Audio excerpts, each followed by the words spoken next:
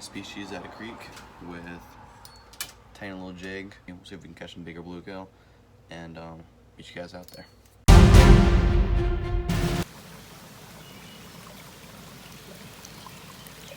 Okay guys, we got the green sunfish on them. This hook is really in them. Okay, there it is. There we go.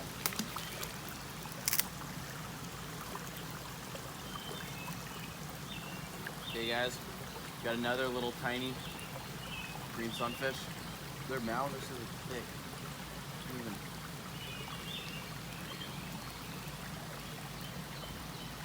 Pretty one. Got him in one up. Oh!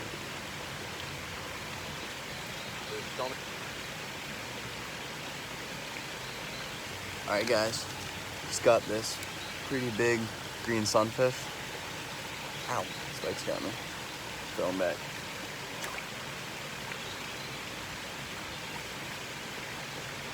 Oh.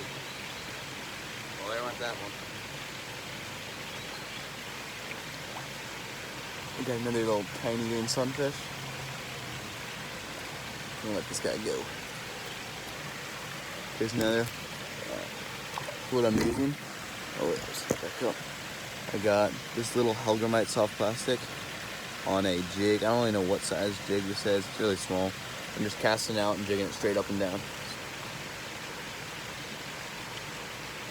This is a better one.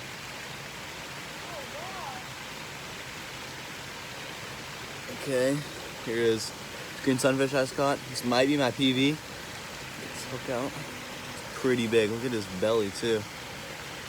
Wow, look how big that guy is. I don't even know how he managed to get that hook in his mouth.